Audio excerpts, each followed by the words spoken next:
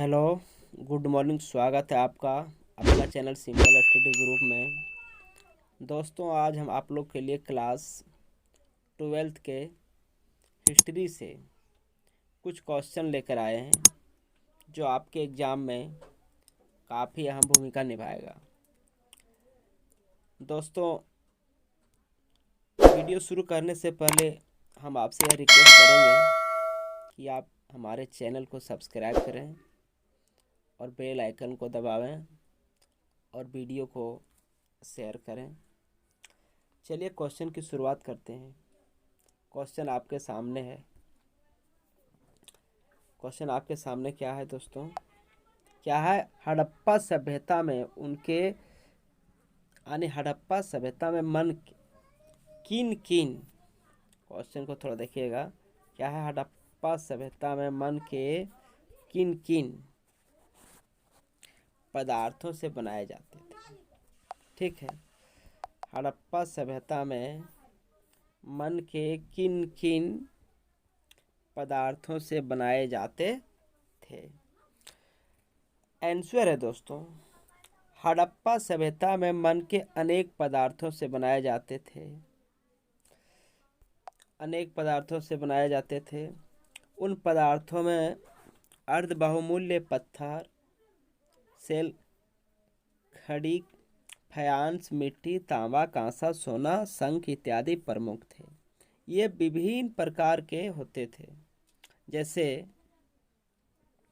अक्राकार, चक्राकार तो आप समझते होंगे, बेलनाकार, गोलाकार और ढोलाकार आदि।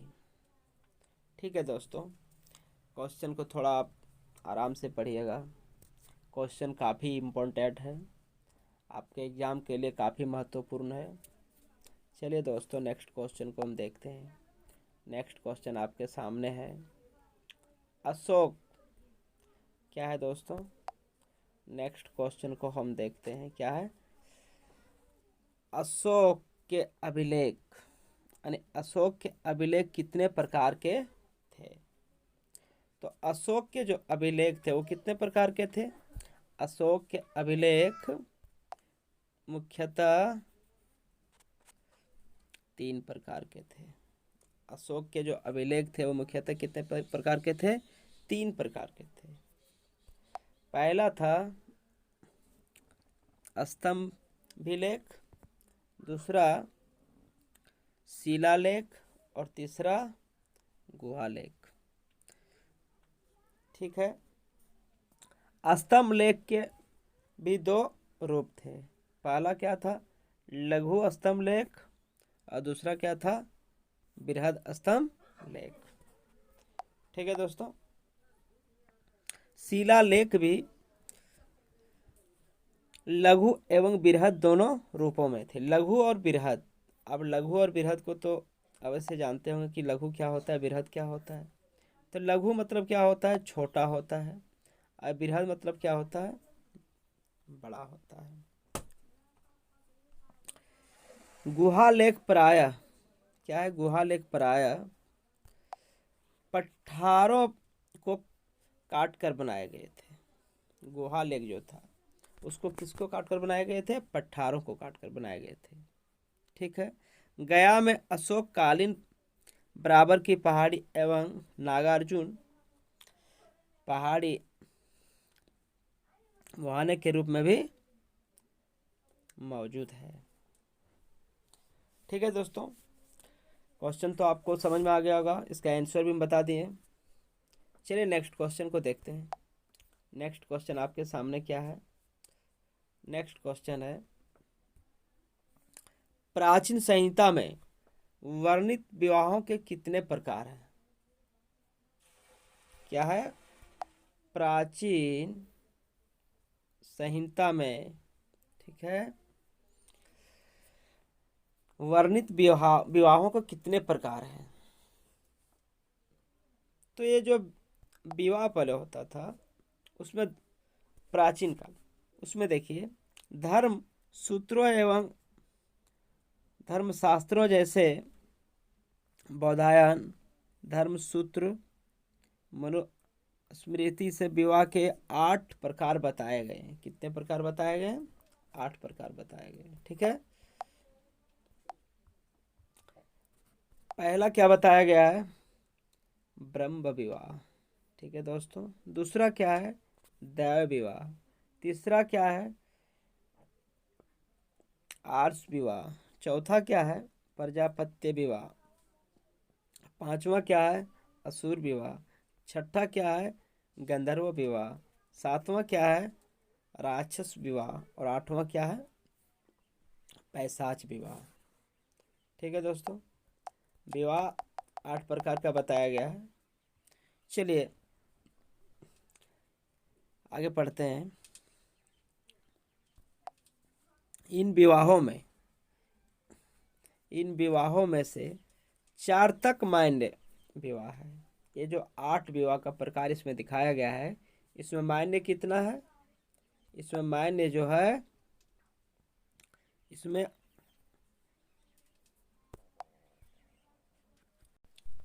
इसमें 4 विवाह ही मान्य है। इसमें कितने विवाह मान्य है? 4 विवाह।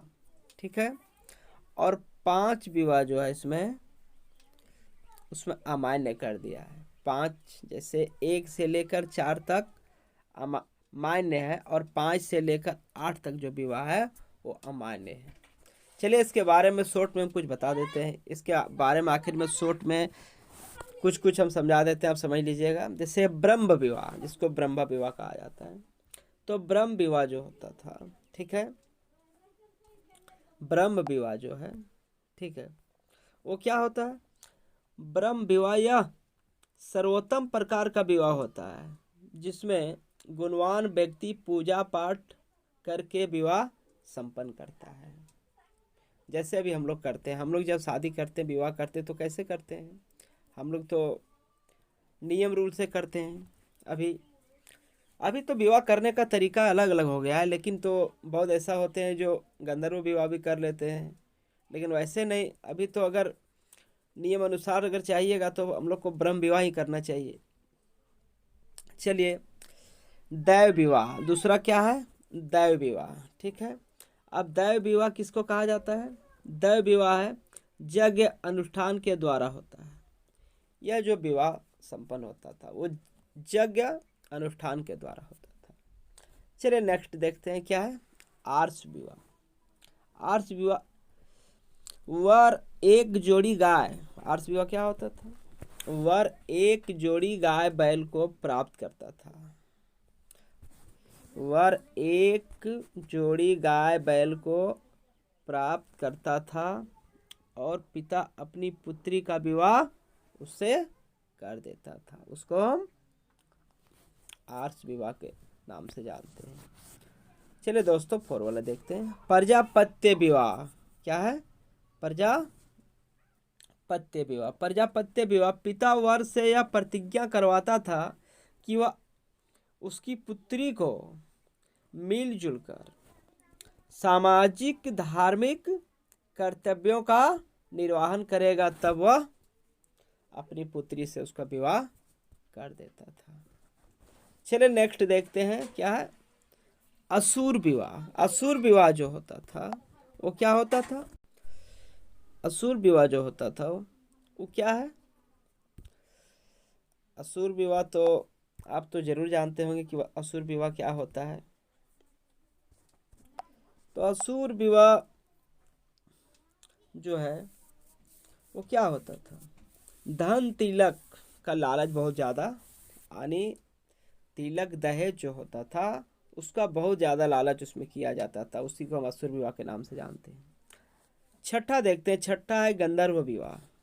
गंधर्व विवाह यानी जो है सो लव मैरिज जैसे होता था। अभी अफेयर होता है, किसी से अगर प्यार हो गया, किसी से कोई अगर कहीं भाग के शादी कर लिया, किसी के साथ कोई इधर उधर से चलकर कहीं भी शादी कर लिया, उसको आज के समय में तो ऐसा होता है। अभी तो देखने को वैसा तो हमको लगता है कि भी 10-15%, 20% देखने को मिल रहा है, तो उसको हम गंधर्व विवाह के नाम से जानते हैं।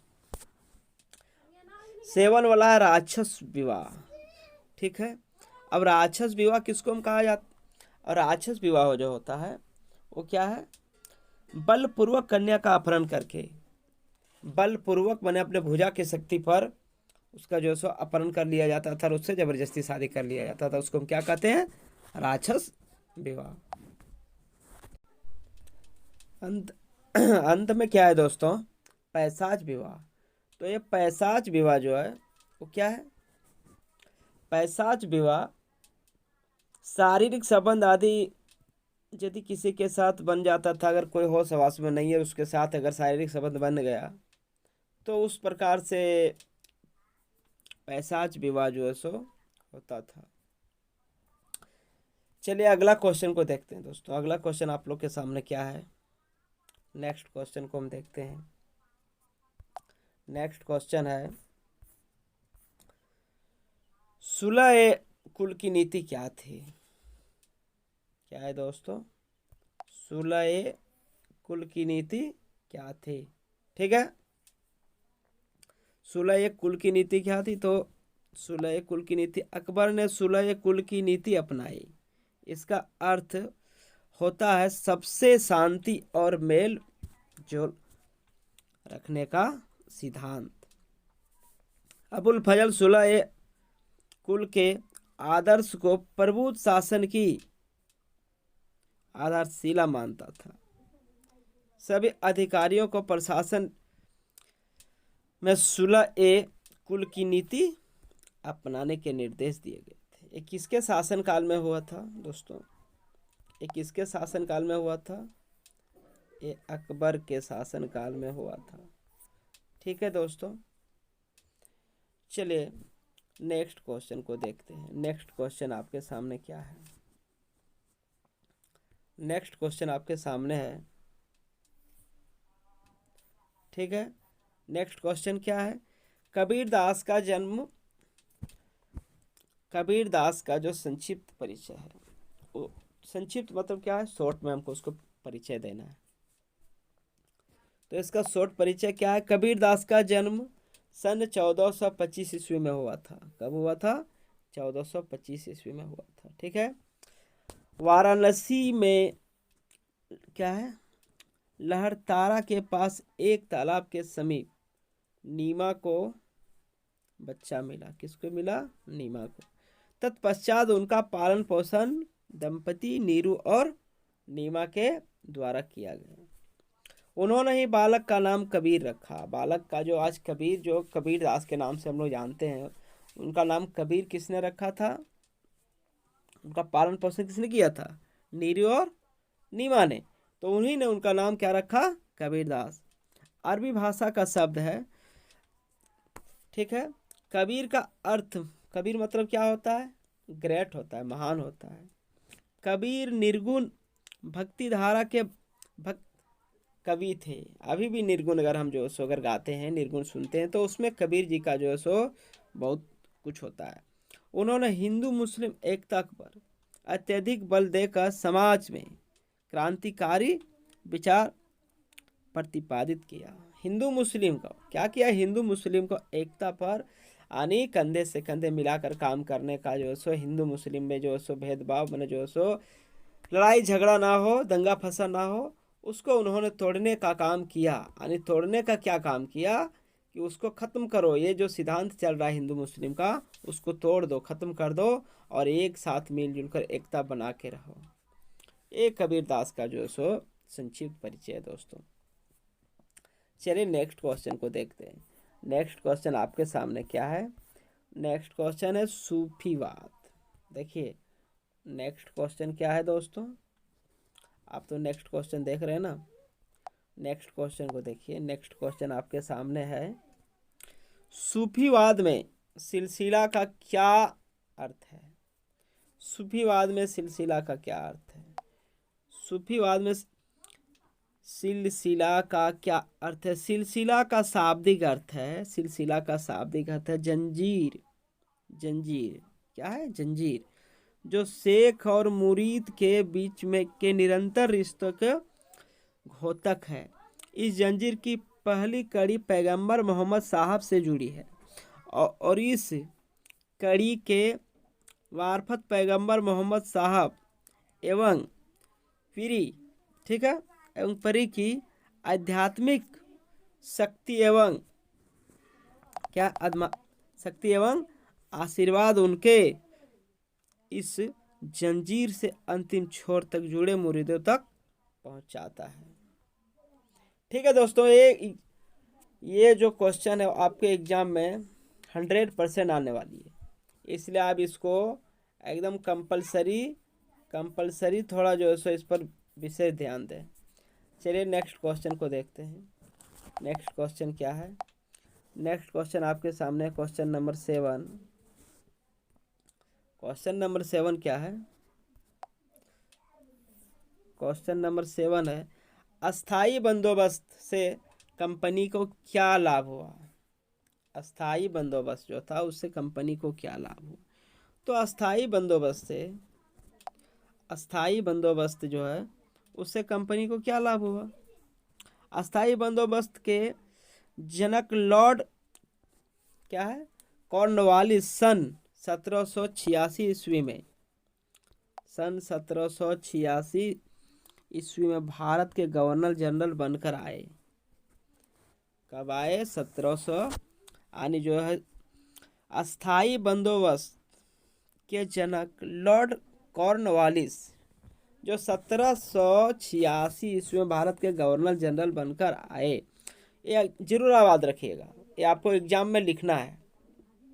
1793 ईस्वी में लॉर्ड कॉर्नवालिस द्वारा बिहार, बंगाल, उड़ीसा में भू राजस्व की अस्थाई बंदोबस्त लागू की और इसमें जमींदारों को भूमि का स्वामी मानते हुए उन्हें क्या है?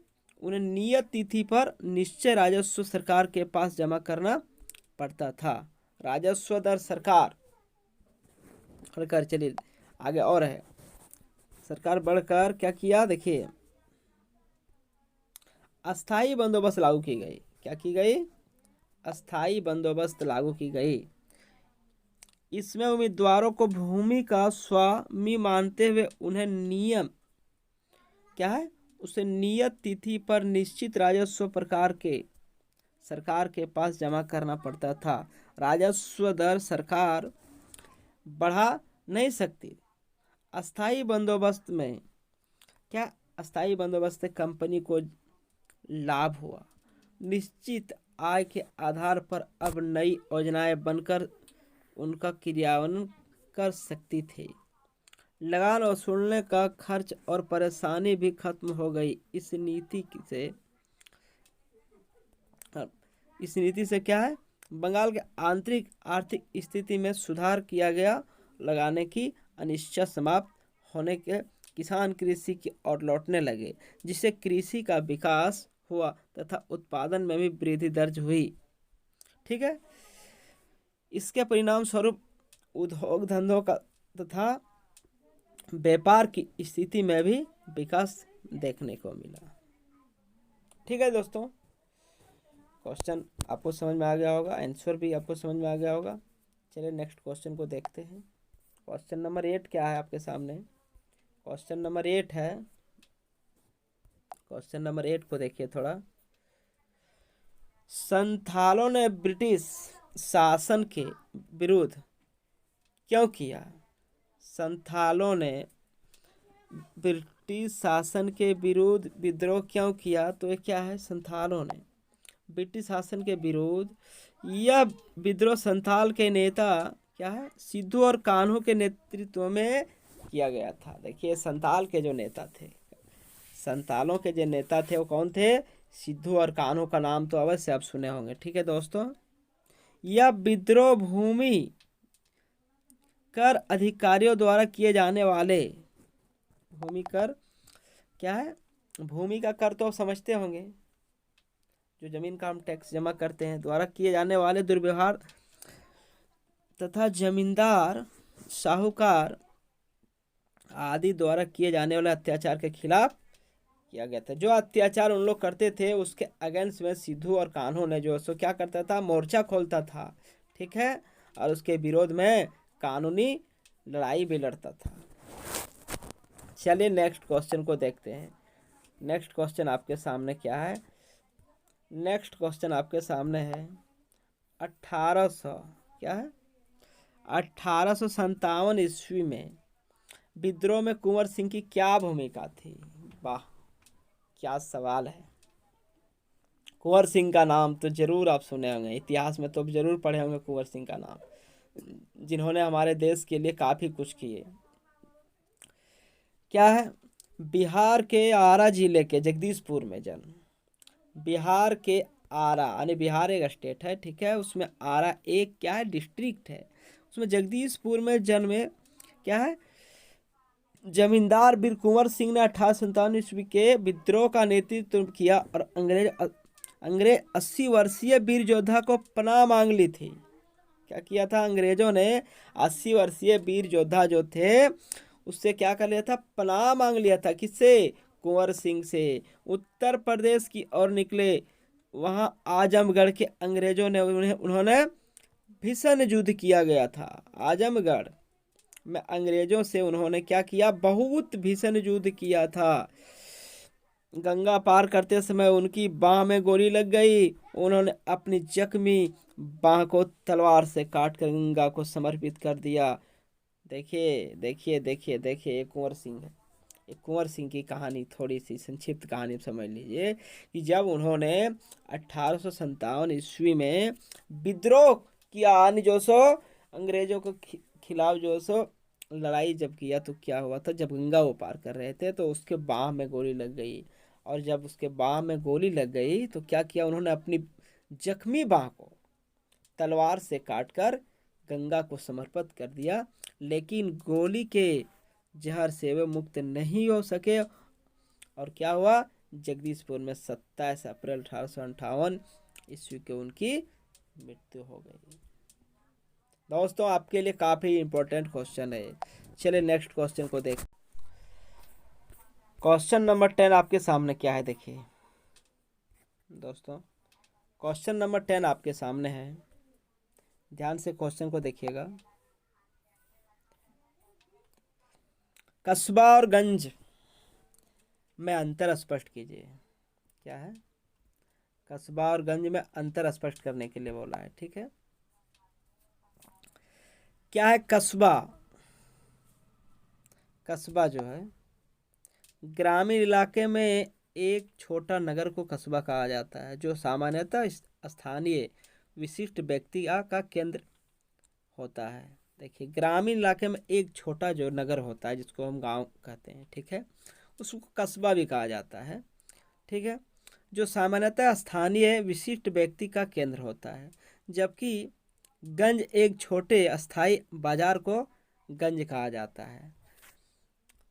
कस्बों और गंजों दोनों कपड़ा, फल, सब्जी तथा दूध उत्पादन के से यानी जो सो संबंध विशिष्ट परिवारों तथा सेना के लिए सामग्री उपलब्ध कराते थे, ठीक है। तो कस्बा के बारे में और गंज के बारे में आप तो समझ गए होंगे। चलिए, एक क्वेश्चन आप लोग के लिए काफ़ी इम्पोर्टेंट है, इसलिए आप इसको अवश्य पढ़ें। इस वीडियो को देखने के लिए बहुत बहुत धन्यवाद। मिलते हैं नेक्स्ट वीडियो में। Thank you.